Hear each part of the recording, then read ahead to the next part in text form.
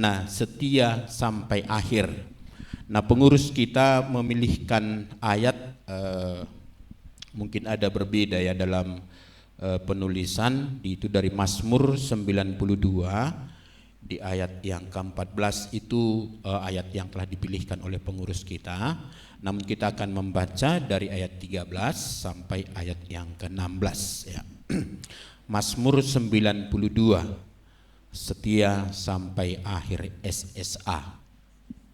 Masih ingat dengan SSA?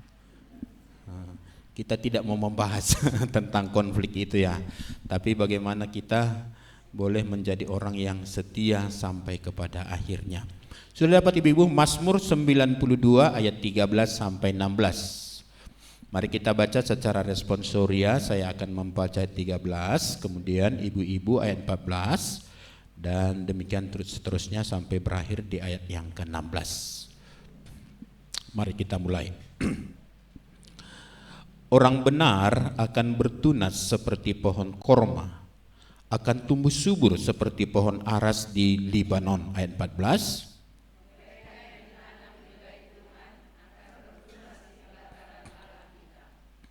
Pada masa tua pun mereka masih berbuah, menjadi gemuk dan segar.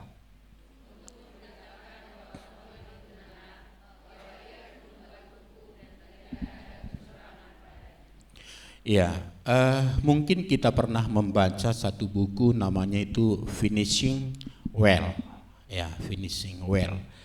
Nah, di dalam buku ini dijelaskan kira-kira begini. Mengakhiri dengan baik itu menyangkut 3 hal. Yang pertama, memulai dengan baik. Lalu yang kedua, menjalaninya dengan baik.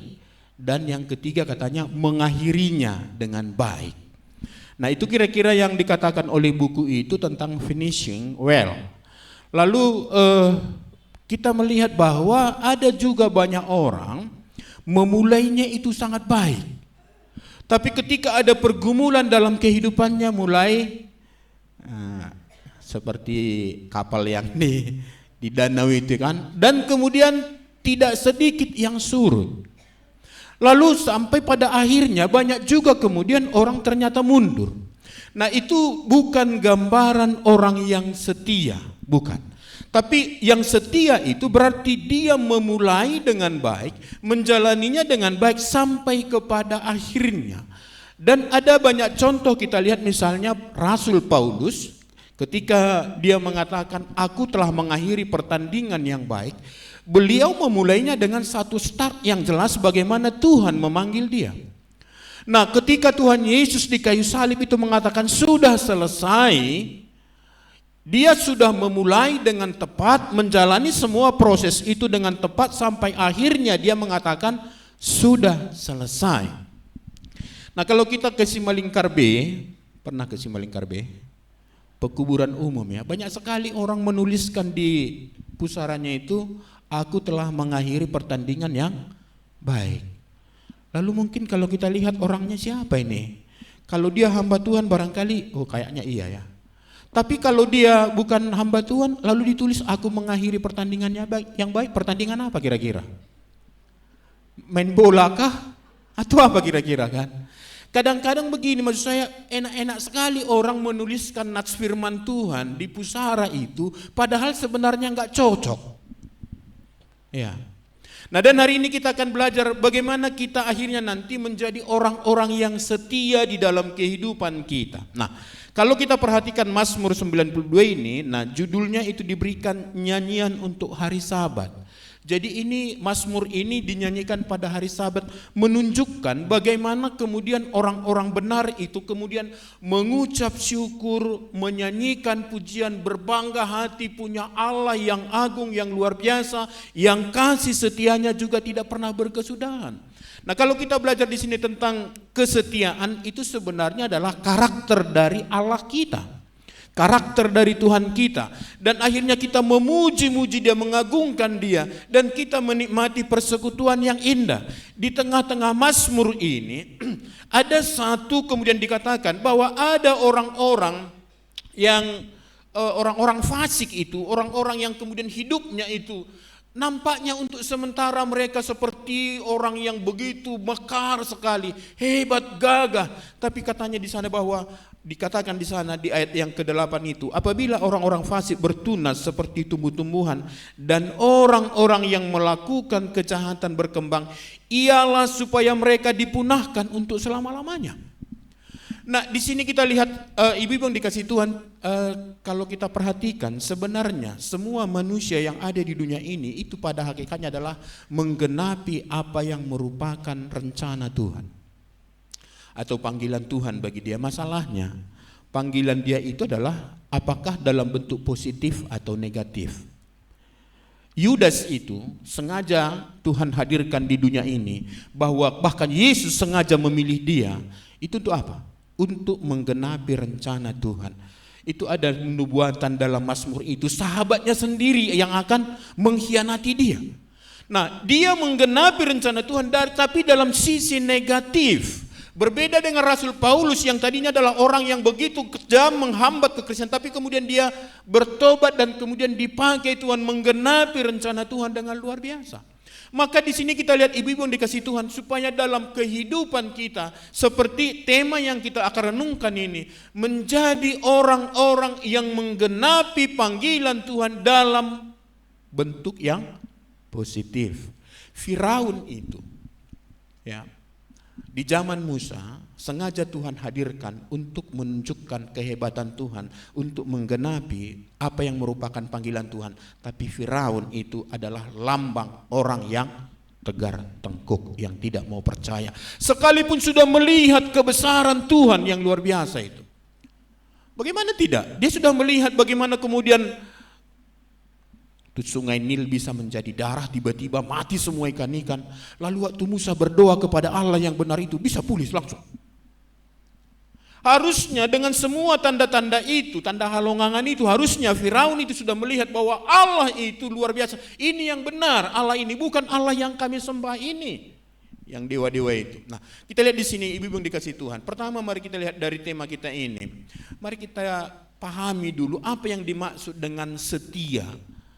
Nah, di dalam Alkitab, di dalam Perjanjian Lama, kata setia itu dipakai adalah emunah. Emunah menuliskannya, huruf H itu sering tidak dibaca dalam bahasa Ibrani, sama seperti Yahweh gitu kan, itu tidak dibaca hanya Yahweh gitu kan. Nah, jadi emunah itu bicara tentang apa?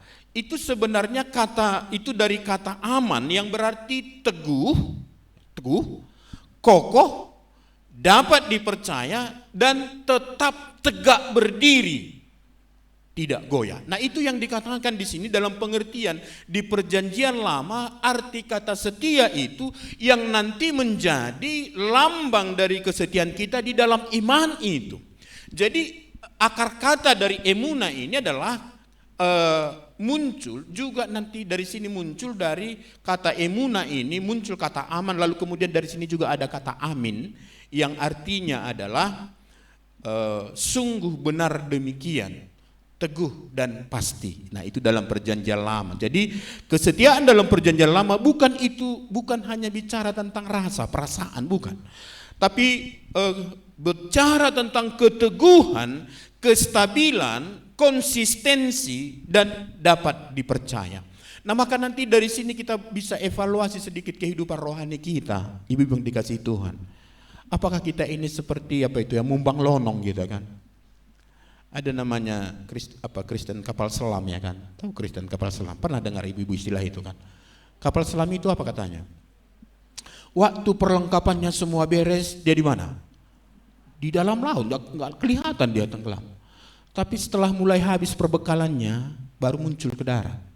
Banyak orang Kristen seperti itu, waktu hidupnya aman-aman, nggak kelihatan. Ke gereja nggak kelihatan, pertanggihan nggak kelihatan.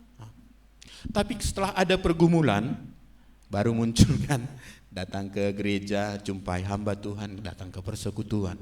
Nah itu katanya Kristen kapal selam. Itu tentu bukan orang yang setia.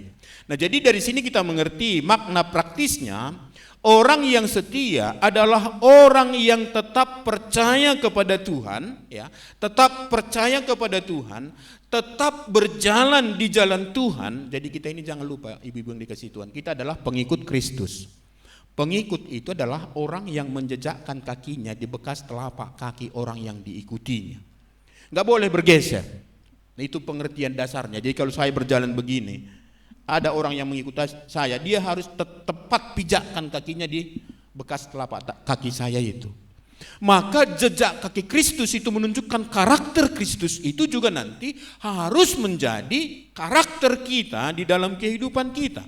Nah, juga itu berarti tetap taat, tetap bertahan sekalipun ada cobaan, ada ujian, ada kesulitan-kesulitan, dan sekalipun kondisi berubah-ubah, dia tetap setia. Saya tidak tahu kenapa akhir-akhir ini tidak pernah lagi kita nyanyikan lagu Kidung Jemaat itu, saya mau iring Yesus, ikut Yesus. Kenapa itu ya? Gak sedap ya? Karena refnya apa nih? Apa barisnya? Meskipun saya susah, menderita dalam dunia, saya mau ikut Yesus sampai selama-lamanya. Serius dulu kita. Gimana kira-kira ya? Benarnya ini kalau misalnya seperti lagu itu, waktu kita misalnya kesulitan, setianya kita kepada Tuhan. Harusnya begitu ya kan? Dan itulah sebenarnya maksud dari kata setia di dalam perjanjian lama ini. Jadi kesetiaan bukan diukur saat keadaan mudah, lancar-lancar saja, ya, tetapi saat menghadapi pergumulan pun kita tetap setia. Nah mari kita lihat ibu-ibu dikasih Tuhan. Nah saya tidak tahu berapa banyak kita waktu mati lampu, semua kita mengalaminya kan. Nah itu memberi pelajaran bagi kita betapa gelapnya kehidupan ini kalau tidak ada Yesus yang adalah terang dunia itu ya kan. Nah berapa banyak diantara kita masih bisa stabil imannya gitu loh. Puji Tuhan, mulia hati Tuhan kan. Kami 25 jam mati lampu kami. Tapi jujur menjelang sudah, karena tadinya pikir kita 25 jam, kami 25 jam ya. Nah, lalu begini Ibu. Kita berpikir mati lampu palinglah 7 jam atau seperti yang lama-lama yang lalu kan. Nah, blackout, kita kan belum pernah dengar istilah itu kan. Apa itu blackout? Mungkin bisa cepat mereka kerjakan. Lalu kita tunggu, oke lah mungkin besok pagi udah hidup. Enggak juga. Kami jam 7 kurang kira-kira 16 itu mati, sama barang kematiannya sama kita. Lalu hidupnya jam 8 kurang 15 baru hidup. 25 jam. Coba. Lalu ada kita dengar telepon, ada anak saya kan aktif sekali menanyain siapa yang udah hidup lampunya. Lalu telepon, kami udah hidup loh. Jam berapa? Tadi pagi jam 1. Memang mereka bahagia, tapi tahu di hati kita apa? Gondok kita kan. Kita dengar lagi tempat lain. Dan paling yang mengerikan di sekitar kami, di gang Jalan Turi itu sudah hidup lampu, tapi di komplek kami mati. Ada apa? Cengkel kita gitu.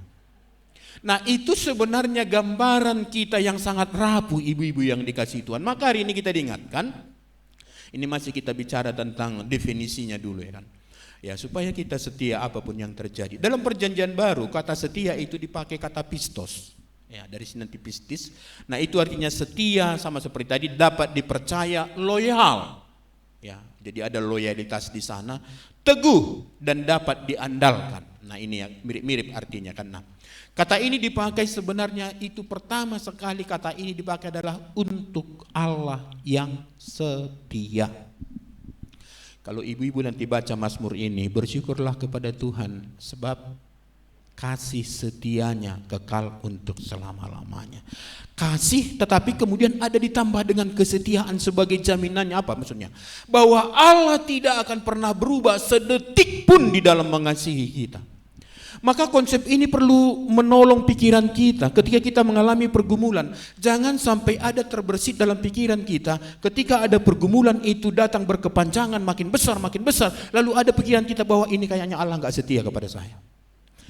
Setia itu bicara tentang waktu. Maka kalau pernah satu detik Allah tidak setia, berarti Allah itu tidak bisa digolongkan setia. Ini mari kita lihat. Jadi ini sebenarnya karakter dari Allah kita, dan juga kita lihat nanti dalam Yesus Kristus, bahkan dalam Timotius itu dicatat, Allah itu tetap setia sekalipun kita tidak setia. Itulah sebabnya jaminan keselamatan itu tidak tergantung kepada kesetiaan kita, tetapi tergantung kepada kesetiaan Allah. Sudah sampai kepada tahap ini pemahaman kita. Jangan kita pikir aku ini karena aku baik aku selamat. Enggak bisa Bapak Ibu yang dikasih Tuhan. Faktanya enggak usah jauh-jauh. Jangan-jangan di dalam ibadah ini pun kita sedang melakukan dosa dalam pikiran kita misalnya kan. Lalu kita bilang kita setia? Enggak. Maka jaminan keselamatan itu adalah kesetiaan Allah. Lalu juga kita lihat nanti contohnya, kemudian dikenakan ini karena itu adalah dari Allah, lalu kemudian diintervensikan, dianugerahkan kepada orang-orang percaya. Kesetiaan itu juga adalah salah satu sisi dari buah roh, betul ya? Apa buah roh? Berapa buah roh? 9. Nanti coba pelajari Alkitabnya bagus-bagus kan. Kenapa di Alkitab mengatakan tetapi buah roh ialah, tidak dikatakan tetapi buah-buah roh ialah. Nah, coba nanti dipelajari kan. Nah, lalu ada dikatakan di sana apa? Kasih, sukacita, damai sejahtera, kesetiaan. Jadi kesetiaan itu adalah buah Roh Kudus yang kemudian artinya apa? Itu bukan hasil kreasi kita, bukan. Itu adalah buah yang dianugerahkan oleh Roh Kudus. Satu sisi dari buah itu artinya apa? Tidak mungkin saya menjadi orang setia, yang setia kalau bukan oleh karena pertolongan Roh Kudus. Walaupun nanti kita lihat ada juga sisi tanggung jawab kita. Tapi jangan dibalik. Kenapa? Kalau ada di luar sana yang bukan Kristen, dia sangat setia seperti lagu itu apa ya? Engkau berbohong, aku percaya. Enggak tahu lagu ini mudah-mudinya kan. Engkau berbohong, aku percaya katanya. Coba lihat siapa ada seperti ini, memang enggak ada seperti itu. Udah dibohongi, udah selingkuh masih percaya gitu loh. Nah, ada orang yang setia, tapi kalau dia bukan orang Kristen yang sudah bertobat, yang sudah terima Tuhan Yesus, berarti kesetiaannya adalah palsu. Tahu artinya palsu? Ini bunga kita ini asli itu palsu. Palsu. Dan seringkali ibu-ibu yang palsu itu sepertinya jauh lebih indah dari yang asli. Tetapi ketika ada pencobaan, pergumulan, maka yang palsu itu akan hilang, muncullah yang aslinya. Barangkali ada juga di antara ibu-ibu yang kemudian terjebak dengan pasangannya, enggak ya? Kalau aku tahu dulu kayak gini, tidak mau aku sama dia. Ada seperti itu. Dulu baik sekali, setia kan. Sungai musiku seberangi katanya kan, gunung kutinggi kudaki, hujan lebat malam minggu aku datang katanya. Sekarang Pak jemput dulu mama di sini ya, di mana? Hujan ini. Naik Gojek aja katanya. Uangnya ya mama bayarlah katanya. Kalau dibilang ku bayar di sini masih mending ya kan. Bayar sendiri katanya. Nah gini, jadi kita lihat sini arti setia itu. Jadi Allah itu setia, lalu kemudian ditaruhkan karakter itu dalam diri kita, sehingga muncullah kita-kita ini yang akan akhirnya nanti punya potensi untuk setia. Nah sekarang mari kita lihat apa ciri-ciri orang yang setia itu menurut Mazmur 92 yang kita baca ini. Dan ini saya kira penting sekali bagi kita. Nah apa ciri-ciri orang yang setia sampai akhir? Yang pertama ibu yang dikasih Tuhan, orang yang setia sampai akhir harus tetap hidup melekat kepada Tuhan. Ya, sekali lagi, orang yang setia sampai akhir, dia harus tetap hidup melekat kepada Tuhan. Nah itu yang dikatakan di ayat 13 dan 14 itu dari Mazmur 92 ini dikatakan demikian. Orang benar akan bertunas seperti pohon korma, akan tumbuh subur seperti pohon aras di Libanon. Mereka yang ditanam, jadi perhatikan kata-kata ini. Mereka yang ditanam di bait Tuhan akan bertunas di pelataran Allah kita. Nah ini adalah gambaran, ini tadi kan Mazmur hari Sabat ya kan. Tentu yang dibicarakan bukan pohon korma di sana, ini adalah analogi. Gambaran dari orang-orang yang percaya, orang-orang yang takut akan Tuhan, yang hidupnya melekat kepada Tuhan. Nah, maka bagian pertama ini, melekat kepada Tuhan adalah sumber kekuatan, potensi, kemampuan kita untuk hidup setia, ibu-ibu yang dikasihi Tuhan. Ya. Sekali lagi, melekat kepada Tuhan itu adalah sumber kekuatan saya dan ibu-ibu, sumber kemampuan kita supaya kita bisa menjadi orang yang setia kepada Tuhan. Kita ini sekali lagi adalah latar belakang kita adalah manusia berdosa. Kita ini bukan orang-orang yang setia, bukan. Tetapi Allah tadi melalui karyanya dihadirkan karakternya itu bagi kita, melalui Roh Kudus menghadirkan, memproduksi buah roh itu. Salah satu sisinya adalah kesetiaan. Nah, tetapi bagaimana kita kemudian hidup di dalam kesetiaan itu sampai dikatakan sampai kepada akhirnya harus ditanam di bait Tuhan. Apa yang dimaksud dengan kata-kata ini ya? Jadi ini menggambarkan orang percaya itu di sini, ibu-ibu yang dikasihi Tuhan, seperti pohon korma yang ditanam, ya, ditanam dikatakan di pelataran atau di bait Tuhan itu, ya kan?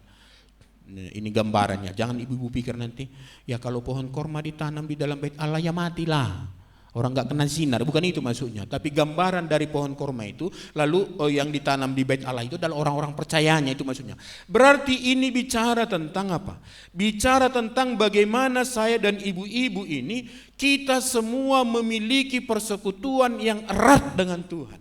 Maka kalau dikatakan melekat dengan Tuhan, berarti sudah pasti dia adalah orang yang menerima Yesus dalam hidupnya. Kalau kita hubungkan dengan perumpamaan Tuhan Yesus tentang pokok anggur, tidak ada ranting yang bisa menghasilkan buah hanya dekat-dekat dengan pohonnya. Itu harus menyatu, melekat, berpadu. Nah, memang dulu kita ini adalah ranting liar, lalu dicangkokkan kepada batang itu. Itu berarti ada proses. Ya, dimulai dari penerimaan akan Tuhan Yesus dalam kehidupan kita. Lalu kemudian setelah kita terima, bangunlah persekutuan yang hidup dengan Tuhan. Maka kalau kita tidak setia bersekutu dengan Tuhan, nah ini saya sudah menggambarkan sebenarnya kan. Tidak setia bersekutu sudah menunjukkan kita nggak setia sebenarnya. Tidak bisa sebenarnya. Maka bagaimana kita seperti pohon korma itu tetap ya ditanam, melambangkan melekatnya kita dengan Tuhan itu. Inilah sebenarnya yang merupakan gambaran kehidupan kita. Bagaimana kita bisa setia. Saya coba baca-baca ya. Kenapa pohon korma dipakai seperti apanya di sini ya? Sebagai perumpamaannya. Kenapa? Ada apa rupanya dengan pohon korma itu? Nah, saya pernah baca bahwa di Timur Tengah itu katanya kalau menanam pohon korma itu diambil bijinya, lalu itu kan padang pasir ya kan, di pasir itu kemudian digali, itu belum dapat air itu, digali, lalu kemudian dimasukkan ini biji korma ini, lalu diambil batu besar, ditindih dari atas, lalu ditutup. Tujuannya apa? Supaya nanti waktu korma ini mulai tumbuh, dia tidak langsung muncul ke atas. Tetapi kemudian harus akarnya itu yang dirambatkan jauh sampai menemukan sumber air. Itu sama seperti apa yang dikatakan oleh pemazmur dalam Mazmur 1 itu. Pohon yang ditanam di tepi aliran air. Lalu setelah dia mendapatkan sumber air, mulailah dia bertumbuh. Bertumbuh makin kuat, dan oleh pertumbuhannya itulah batu itu bisa digulingkannya. Lalu dia bertumbuh dengan baik. Jadi pohon korma itu adalah lambang dari kehidupan yang kuat, tetap hidup sekalipun di daerah kering. Nah, menunjukkan ketahanan. Jadi ada di padang gurun, cuaca yang panas, cuaca yang berubah-ubah, gambaran dari kondisi yang sulit, dia bisa bertahan. Ini yang pertama kita dari korma ini. Jadi orang benar itu dikatakan tetap hidup ya, secara rohani tetap setia meskipun berada dalam tekanan dan kesulitan hidup. Jadi ini pohon korma ini sangat cocok sebagai gambaran dari orang yang setia. Lalu apa lagi dikatakan? Bahwa pohon korma itu tetap menghasilkan buah. Jadi nanti setelah dia bertumbuh, menurut penelitian itu sekitar 4-8 tahun dia kemudian mulai berbuah. Ada yang cepat 4 tahun berbuah, ada yang agak lama 8 tahun baru berbuah. Nah, dia menghasilkan buah dan buahnya itu berguna, manis, bisa dinikmati orang, menjadi sumber makanan. Bahkan katanya salah seorang nabi waktu puasa dulu, waktu buka hanya makan korma 2 biji ya kan, sehat badannya katanya. Tapi memang korma itu sangat bagus. Sangat bagus. Nah, ini apa ya ibu-ibu yang dikasih Tuhan. Allah kita itu luar biasa ya. Sudah mempertimbangkan. Nih waktu hari Selasa beberapa waktu yang lalu di Ibu Maria ini ada sejenis seminar kesehatan. Lalu Pak Dokter, Pak Abiran mengatakan begini. Makanlah buah-buah lokal katanya. Maksudnya apa? Kenapa buah itu yang Tuhan ciptakan di sini? Itulah yang paling cocok dengan kita. Jadi jangan sepele dengan jeruk dari beras tagi. Lalu kita supaya agak mentereng ekspor lah kita beli. Rupanya nggak cocok ibu-ibu. Ya. Jadi di padang gurun itu di Timur Tengah itu buah yang paling cocok memang buah korma. Itu satu pelajaran penting bagi kita. Saya kira memang itu termasuk dengan makanan kita. Kenapa kita nggak kenyang kalau makan keju, roti? Lah memang bukan itu makanan pokok kita. Jadi nggak salah Tuhan kalau buat orang Indonesia itu makanannya adalah nasi. Itu yang cocok dengan perut kita. Nah masalahnya jangan kebanyakan ya kan. Jadi waktu Pak Abiran bilang, siapa di antara kita yang di rumahnya ada 3 jenis buah tiap hari katanya. Saya jawab dalam hati kami lebih 3. Ada buah padi, ada buah timun, ada buah tomat gitu kan. Ada buah cabai, itu buah-buahan ya kan. Ada apa yang menjadi penentu satu itu menjadi buah? Ada, dia berbunga gitu kan. Lalu kemudian ada putihnya, lalu kemudian buah. Nah, oke, jadi ini sebenarnya yang digambarkan dengan pohon korma ini. Ya, jadi dia menghasilkan buah. Jadi orang yang setia dia tetap menjadi berkat bagi orang lain. Nanti kita lihat pada bagian berikutnya. Itu gambaran di sana. Lalu dia bertumbuh tegak ke atas. Lalu saya waktu baca ini, ya memang saya belum pernah. Nanti ada yang dari tolong ibu-ibu Lydia ya, kumpul dulu dana supaya saya survei dulu ke Timur Tengah. Benar nggak pohon korma itu tumbuh tegak katanya gitu kan? Berbeda dengan kelapa, kalau dalam Alkitab bahasa Batak itu harambir katanya, seperti harambir. Harambir itu bengkok. Jarang harambir lurus. Justru kebanyakan bengkok. Ya, ada juga yang lurus ya kan. Tapi rata-rata bengkok. Nah, tapi katanya pohon korma ini tidak. Karena dia tadi ditanam itu dengan baik, mulai dari cara penanamannya, lalu dia tumbuh itu lurus. Nah, itu pohon korma itu tumbuh lurus ke atas, ini melambangkan kehidupan yang tetap terarah. Ini agak alegoris sedikit ya. Terarah, tetap hidupnya tetap terarah kepada Tuhan. Itu penafsiran yang diberikan. Dan tidak mudah bengkok, artinya apa? Tidak mudah dipengaruhi oleh dunia ini. Apapun yang terjadi dia tetap pada posisinya. Enggak tanggung-tanggung loh ibu-ibu kalau di padang gurun itu, anginnya itu kencang sekali. Kencang sekali, tapi paling daun-daunnya kemudian tapi dia tetap kokoh berdiri. Nah, lalu kemudian apa katanya? Pohon korma itu umurnya panjang.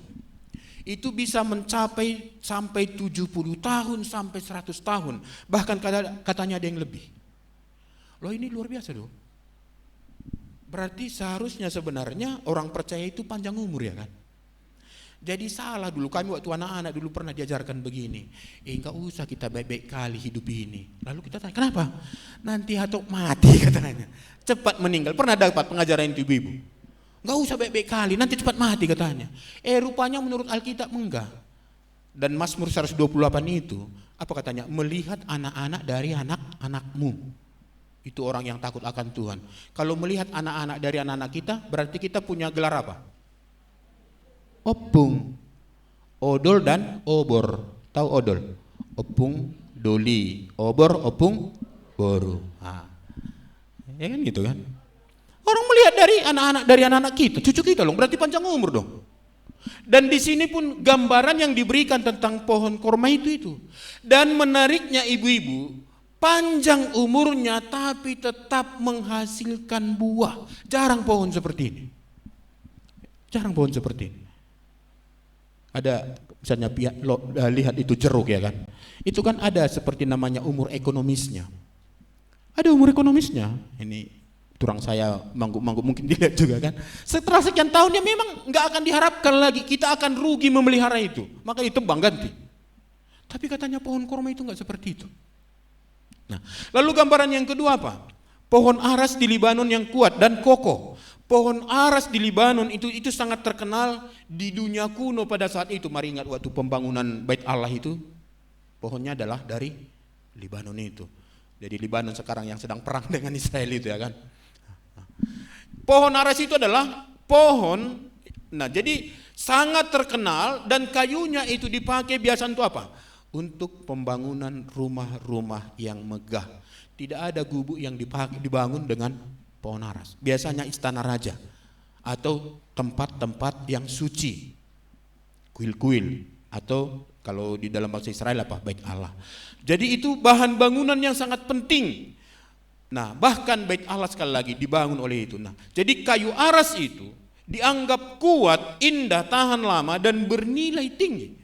Jadi ciri-cirinya ibu-ibu yang dikasih Tuhan, pohon aras itu yang di Libanon itu, ini khusus. Jadi ada pemakaian daerah itu penting. Sama seperti kita dulu. Minum kopi yuk, minum kopi. Kopi dari mana? Biasanya bilang dari mana? Dari Sidikalang. Itu dulu ya kan. Sekarang kalau minum kopi dari mana? Lintong katanya kan. Kenapa? Nama daerah itu menjadi jaminan. Jadi pohon ares itu bukan hanya di Libanon, ada di tempat yang lain. Tapi yang kokoh itu, yang mantap itu adalah dari Libanon itu. Ya. Jadi kuat, indah, tahan lama. Jadi ini apa maksudnya? Nah, besar dan kokoh. Pohon aras itu tumbuh tinggi dan kuat. Ini menggambarkan iman yang teguh, karakter yang kuat, tidak mudah goyah apapun yang terjadi. Di hutan itu banyak juga itu angin itu bisa kencang sekali. Ya. Hujan panas itu silih berganti, tapi pohon aras itu tumbuh dengan baik. Akarnya kuat. Jadi kalau tadi pohon korma itu kan akar serabut itu ya. Akar serabut maka ditanam dalam. Tapi kalau pohon aras ini itu apa? Itu punya akar tunggal yang bisa menancap dalam sekali, membuat kokoh. Jadi ibu-ibu tahu nggak kenapa bangunan-bangunan yang apa itu mercusuar itu katanya itu pembangunannya memakai analogi pohon. Jadi kalau dibangun sampai misalnya 25 lantai ke atas, itu ke bawah juga harus diperhitungkan berapa lantai ke bawah. Sama seperti akar pohon itu. Akar pohon tunggal itu hampir sama panjangnya yang ke atas dengan ke bawah. Maka kuat dia. Nah jadi ketika menghadapi penderitaan dia cukup supply untuk nutrisi bagi dia ketika ada penderitaan cukup. Jadi dan juga dikatakan bahwa pohon aras itu harum dan bernilai. Perlu juga kita teliti ya, tapi itu menurut literatur itu bahwa pohon aras itu harum dan bernilai, artinya apa? Dia terkenal. Jadi kalau dibuat misalnya seperti bahan bangunan berarti rumahnya pun nggak perlu pakai stela itu ya kan? Yang kalau pewangi nggak perlu pakai pewangi ruangan. Kenapa? Karena pohonnya itu wangi dan itu tahan lama ya. Jadi kayu aras itu terkenal harum dan berkualitas tinggi. Itu gambaran dari kehidupan orang benar yang memberi pengaruh yang baik. Jadi bukan tutup hidung orang waktu datang katanya. Ya aduh itu. Senang orang, artinya apa? Berita yang keluar dari kita itu adalah berita yang wangi, yang harum. Orang senang bergaul dengan kita. Jadi itu menjadi kesaksian indah. Lalu juga dikatakan bahwa pohon aras itu tahan lama ya, tidak mudah rusak Nah itu juga sekali lagi seperti apa yang kita baca dengan pohon korma tadi. Ini gambaran, dua gambaran ini menarik sekali sebenarnya. Nah ini gambaran yang diberikan Tuhan bagi kita sebagai orang percaya. Bagaimana kita bisa tetap hidup melekat dengan Tuhan. Maka semua hal ibu-ibu, pastikan kita sudah menerima Yesus. Pastikan dalam kehidupan kita selalu baca firman Tuhan. Memiliki persekutuan pribadi yang baik. Memiliki jam doa yang baik. Memiliki apa lagi? Persekutuan seperti ini yang teratur. Persekutuan orang percaya ini ibu-ibu, ini adalah komunitas untuk menolong kita bisa tetap setia mengikut Tuhan, setia melayani Tuhan. Ya, indah sekali ya dalam kehidupan kita. Jadi apakah ibu-ibu nanti sibuk mengurus rumah tangga, melayani keluarga, memikirkan kebutuhan anak-anak, atau seorang wanita karir, seorang yang kemudian bekerja, menghadapi banyak pergumulan, tapi tetaplah setia. Ingatlah analogi atau gambar yang diberikan oleh Alkitab seperti pohon korma dan kayu aras itu. Nah, jadi ingat, kekuatan kita untuk setia bukan berasal dari diri kita, tetapi dari Tuhan sendiri. Lalu yang kedua, ciri yang kedua, orang yang setia sampai akhir, dia tetap menghasilkan buah dalam hidupnya. Itu tadi jelas sekali ayat 15 itu ya. Pada masa tua pun mereka masih berbuah, menjadi gemuk dan segar. Nah kayaknya kata gemuk ini perlu diganti ya. Karena kita berjuang dengan menguruskan badan ini kan. Tapi maksudnya itu kita memiliki vitalitas yang tinggi. Nah jadi ciri yang kedua di sini bukan hanya dia memiliki persekutuan dengan Tuhan yang teratur, tapi ada dampak nyata yang bisa dilihat orang. Apa itu? Menghasilkan buah. Jadi ini menghasilkan buah adalah bukti bahwa kita memang benar orang yang setia. Nah saya lihat tadi dalam acara kita minggu depan kita akan belajar tentang pertobatan ya. Buah pertobatan. Nah itu adalah salah satu buah yang harus kita produksi dalam diri kita. Buah itu apa? Buah pertobatan. Bicara tentang apa? Semakin banyak dosa yang kita tinggalkan.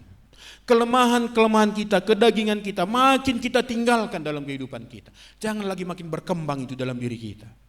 Ada lagi nanti apa? Buah Roh Kudus. Itu karakter yang menawan, yang harus nyata dalam diri kita. Nah saya sudah pernah mengatakan itu seperti kita ini, seperti dalam menghasilkan dua jenis buah ini, itu seperti kita mandi. Satu membuang yang kotor-kotor, tapi setelah mandi, setelah bersih, pakai pakaian yang baru. Itu buah Roh Kudus tadi, itu yang kemudian nyata bagi kehidupan kita. Jadi pada masa tua pun mereka masih berbuah, menjadi gemuk dan segar. Lalu kemudian jangan lupa, ada lagi apa? Buah pelayanan. Ingat ibu-ibu apa tema tahunan kita hari ini? Tahun ini apa? Tema tahunan kita apa? Dipilih, ditetapkan, dan diutus untuk menghasilkan buah yang tetap. Itu kan tema tahunan kita kan dari Yohanes 15 ayat yang ke-16 itu. Jadi ibu-ibu dikasih Tuhan, dunia sering menganggap bahwa kita ini di usia seperti ada mungkin di atas 60 ya, sudah lansia, mau apa lagi? Ibu-ibu tahu nggak lagu itu? Siapa bilang lansia tidak berguna? Tahu lagunya? Siapa bilang? Tahu lagunya kan? Dan itu seringkali juga mencekok ke pikiran kita. Orang-orang yang sudah pensiun, apalagi ini? Asal ada nanti misalnya dukungan dan, aku udah pensiun, udah lansia. Nah, rupanya menurut firman Tuhan ini enggak loh. Kenapa? Pada masa tua pun mereka bisa apa? Menghasilkan buah, tumbuh segar, ada vitalitasnya. Maka ini keluar biasaan orang yang setia kepada Tuhan itu. Orang benar tetap berbuah, tetap segar, tetap dipakai Tuhan. Saya harap ini kita renungkan. Masalahnya bagaimana kita mewujudkannya. Maksudnya begini, kalau ada di antara ibu-ibu sudah sulit bergerak, mungkin tidak bisa lagi melayani kesana kemari, tapi pikirkanlah pelayanan apa yang bisa dilakukan. Paling tidak menjadi pendoa. Ya, aku nggak bisa melihat lagi. Jadi kenapa kalau nggak bisa melihat? Kenapa nggak bisa berdoa? Jadi nggak betul ibu-ibu kalau nggak bisa melihat atau tinggal kacamata aku lalu nggak bisa berdoa? Bisa kan? Lah kalau nggak tahu topik doanya ya udah minta aja Roh Kudus untuk menuntun kita dalam doa kita. Apa yang harus saya doakan Tuhan?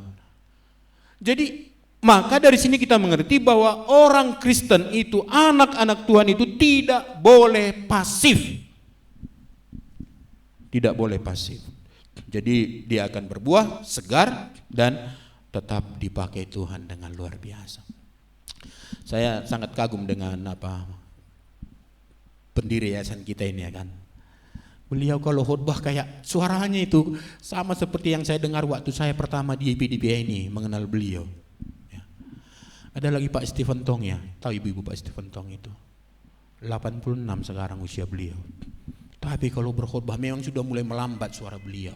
Tapi kita masih bisa merasakan semangatnya, getarannya. Bahkan bisa terngiang-ngiang kita dengan khotbah beliau itu sampai beberapa hari. Itu luar biasa ibu-ibu. Jadi tidak ada alasan karena aku sudah tua lalu tidak bisa dipakai Tuhan, tidak. Ini ingat, seperti pohon korma bisa sampai 70 sampai 80 tahun dan dia tetap bisa menghasilkan buah. Jadi kalau yang tua masih bisa menghasilkan buah, bagaimana dengan yang muda? Belum tiba waktunya, gimana kira-kira kan? Aku masuk baru ditanam. Serius ibu-ibu, Ibu Lydia sudah berapa tahun? 25 lewat 1 minggu ya kan, gitu kira-kira kan. Lah masa kita nggak bisa melakukan sesuatu ibu-ibu yang dikasih Tuhan. Jadi berbuah, sekali lagi memiliki karakter yang baik, menjadi teladan, memberi nasihat yang bijak. Nah, mendoakan keluarga ya, melayani Tuhan dan menghasilkan buah yang bernilai tetap. Jadi sama seperti tema tahunan kita, dipilih, ditetapkan dan diutus untuk menghasilkan buah yang tetap. Jadi membawa damai dan penguatan bagi orang lain. Nah, jadi kesetiaan kepada Tuhan tidak berhenti karena usia bertambah. Jadi Bibi ya, jangan menjadi orang yang mengasihani diri, lalu tidak mengambil bagian dalam pelayanan. Paling tidak berdoa ibu-ibu. Saya harap ibu-ibu semua mau ngambil ini ya. Yang tidak bisa lagi melayani. Tadi kami pikir Inang di sini waktu mau mengambil ke depan ini, kami pikir berharap ke depan mau bikin jadi MC ya. Rupanya karena kepanasan tadi ya kan. Kami pikir mau coba-coba, mungkin minggu depan mau dipilih jadi MC ya gitu ya kan. Mau melayani kayaknya gitu ya kan. Rupanya karena kepanasan rupanya gitu kan. Tapi apa yang bisa dikerjakan? Ya gitu ya. Apa yang bisa dikerjakan untuk memberi sumbangsi dalam pekerjaan Tuhan. Jadi bisa menjadi penasehat bagi anak cucu, ya memberikan nasihat-nasihat yang selaras dengan firman Tuhan, ya menjadi teladan ya dalam kehidupan kita. Lalu yang ketiga, ibu yang dikasih Tuhan, apa ciri orang yang setia kepada Tuhan? Ini bagian terakhir dari firman ini. Orang yang setia sampai akhir hidupnya menjadi kesaksian tentang Tuhan yang baik. Ayat 16. Untuk memberitakan bahwa Tuhan itu baik, bahwa Tuhan itu benar, bahwa Ia gunung batuku dan tidak ada kecurangan padanya. Ini pemazmur cukup berani menulis kata-kata ini ya kan. Tidak ada kecurangan padanya. Nah, banyak orang menganggap Allah itu curang. Ya. Jadi kebaikan Tuhan itu seperti pelangi, itu hanya ada di atas kepala orang, tidak di atas kepala saya. Tapi ternyata bukan ibu-ibu. Tuhan yang kita kenal dalam Yesus itu adalah Tuhan yang benar, Tuhan yang baik, Tuhan yang berlimpah dengan kasih setia, Tuhan yang layak dijadikan menjadi gunung batu penolong bagi kita, dan tidak ada tipuan, kecurangan, kejahatan di dalam diri Allah kita. Tuhan itu baik, Tuhan itu setia, dan kasih setianya tetap untuk selamanya. Maka ibu-ibu yang dikasih Tuhan, kalau Tuhan memberikan usia bagi kita yang panjang itu, satu perlu kita ingat, berarti Tuhan diparar Tuhan hidup peau nalahu mamaritahon haburjuon itu haki. Ya. Tuhan masih memberi kesempatan bagi saya. Apa bahasa Indonesia diparar? Diparar. Agak sulit diparar. Tapi ngerti lah kita maksudnya kan. Ya, dimanfaatkan walaupun sedikit gitu ya kan. Dipakai walaupun sedikit, diparar Tuhan nih untuk mengerjakan pekerjaan-pekerjaan yang sungguh luar biasa. Jadi mari kita ingat, tujuan hidup kita sebagai orang percaya bukan hanya menikmati berkat-berkat Tuhan yang indah itu, tetapi juga untuk menyatakan siapa Tuhan itu, ya, siapa Dia. Lalu kemudian bagaimana karakternya, apa yang telah dilakukan bagi kita. terutama dengan keselamatan yang telah Tuhan anugerahkan bagi kita. Maka mari ibu yang dikasih Tuhan, menjadi orang-orang yang setia ya. Jadi Tuhan telah menunjukkan itu bagi kita, dan Tuhan kita, Tuhan Yesus, menjadi contoh dari kesetiaan itu. Nah, kesetiaan sampai akhir bukan berarti hidup tanpa masalah ibu-ibu, bukan. Tetapi tetap berjalan bersama Tuhan dalam segala keadaan, itu yang disebut dengan setia. Jadi jangan menjadi orang Kristen yang cengeng. Jadilah orang-orang Kristen yang militan. Ya, yang militan. Jadi Mazmur ini mengajarkan bahwa orang yang hidup dekat dengan Tuhan akan tetap kuat. Mari. Dan tetap berbuah, tetap menjadi kesaksian sampai akhir hidupnya. Indah sekali nanti kalau mati kita pun menjadi kesaksian, ya kan. Udah mati pun masih senyum dia kan.